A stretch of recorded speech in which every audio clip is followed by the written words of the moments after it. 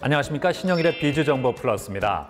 오늘은 요즘같이 찬바람이 부는 겨울에 마시면 좋은 차를 소개해드리겠습니다. 먼저 꿀차는 따뜻한 성질을 가지고 있어서 몸의 신진대사를 원활하게 해주고요. 생강차는 기침과 가래를 완화해줍니다. 그리고 비타민C가 풍부한 레몬차는 피로를 해소하는 데 효과가 있다고 하니까 잊지 말고 챙겨 드시기 바랍니다.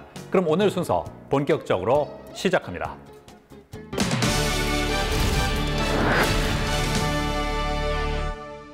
웃을 때 드러나는 가지런한 치아는 그 사람의 호감을 높여주는 요소 중에 하나입니다. 그래서 치아가 고르지 못한 경우에는 자신의 이미지 개선을 위해서 교정 치료를 고려하는 경우가 많은데요. 이번에는 올바르게 치아 교정을 하는 방법에 대해서 알아봤습니다. 자신 있는 환한 웃음을 위해 콤플렉스인 고르지 못한 치열 문제를 해결하기 위해 고려하는 것이 바로 치아 교정이라는데, 치료 과정부터 사후 관리까지 치아 교정에 대한 모든 것, 지금 비즈정보 플러스에서 공개한다. 치아 교정 올바른 정보 알고 하기.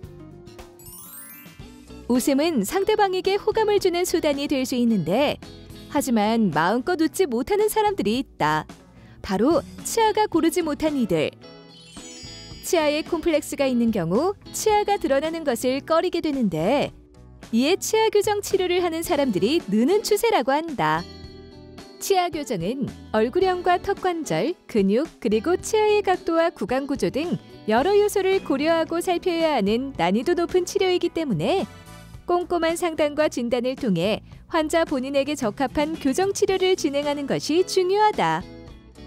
최근에는 3D 장비를 이용하여 환자의 두상을 전체 스캔한 뒤 모니터 화면에 표현되는 이미지 영상을 통해 치료 전후의 모습을 보여줌으로써 치료 결과를 미리 예측할 수 있다. 치아 교정의 기간은 환자들에 따라서 다 다양하다고 보실 수 있는데요. 발치를 하게 된다면 2년 내외로 조금 더 긴 시간을 요하는 교정 치료가 될 수도 있겠습니다. 그래서 본인의 상태를 잘 진단을 해서 어떠한 치료가 필요하고 본인에 꼭 맞는 치료가 어떤 것인지를 알아야 그것을 위해서 교정 기간을 정할 수가 있을 것 같습니다. 치아 교정은 장기간 진료를 받아야 하는 치료이기 때문에 검증된 실력과 노하우를 갖춘 의료진을 찾아가 치료를 받아야 한다.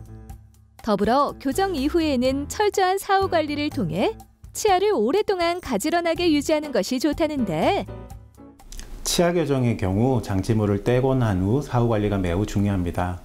치아들은 원래 상태로 되돌아가기 위한 재발 경향을 보이는데요. 이러한 것들을 막아주기 위해서 유지장치들을 착용해 주어야만 합니다. 그리고 사후관리라고 하는 것들은 정기적으로 교정 치과에 내원하셔서 현재의 상태를 점검하시는 것들을 말하는데요. 주기적으로 이러한 것들을 해주고 양치를 깨끗하게 해주지 않으신다면 재교정의 확률 또한 높아지고 유지가 잘 되지 않으실 수 있으니까 정기적인 체크가 꼭 필요할 것 같습니다.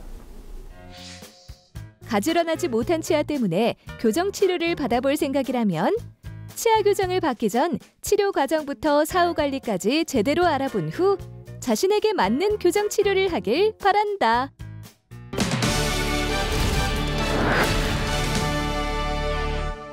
강승택 원장님과 함께 자세한 말씀 나눠보겠습니다. 안녕하세요. 네, 안녕하세요. 치아 교정의 종류가 다양하다면서요? 네, 맞습니다. 메탈 교정 장치라고 일반적으로 있는데요. 이러한 것들은 교정 초기부터 발달이 되면서 심미적으로는 좋지 않지만 안정적인 교정이 가능하고요. 여기서 심미성을 더한 세라믹 장치물이라고 있습니다. 이런 것들은 치아와 같은 색이기 때문에 보다 더 심미적이기 때문에 환자들이 많이 선호하는 편이고요. 비슷한 변형으로 자가결찰 장치물이라는 것들이 있는데, 이것이 치아 교정 기간을 조금 더 줄여줄 수 있고 통증을 줄여줄 수 있기 때문에 또 장점이 있습니다. 지금까지 설명드린 부분들은 장치물을 치아의 바깥쪽에 붙여서 행해주는 그런 교정 장치물들인데요. 안쪽에 붙여서 하는 설치 교정 장치는 조금 더 정교함과 숙련도가 필요할 수 있는 교정입니다. 이 밖에도 투명 교정 장치라고 2, 3주마다 투명한 장치물을 꼈다 뺐다 하면서 치아를 이동시켜주는 장치물이 있는데요.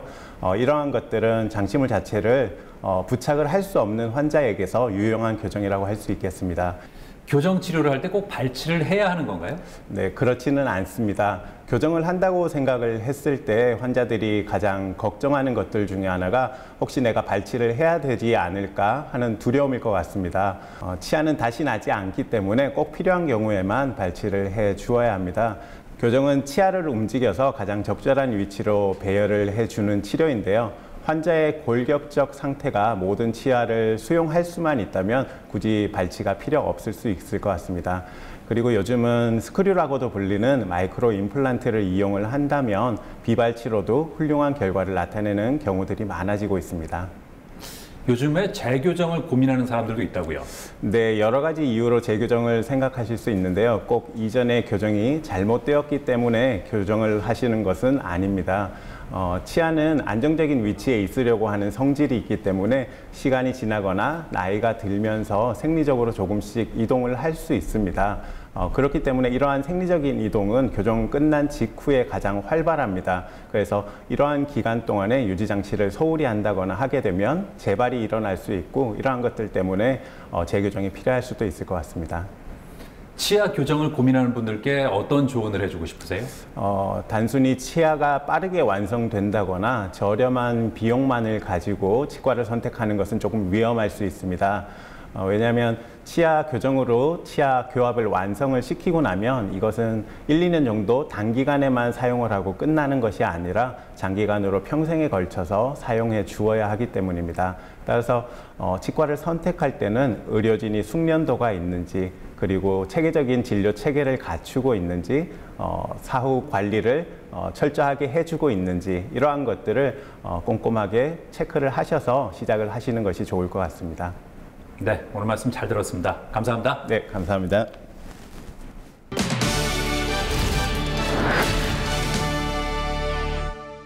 겨울철 차량에 탑승하면 히터부터 트는 운전자들이 많은데요.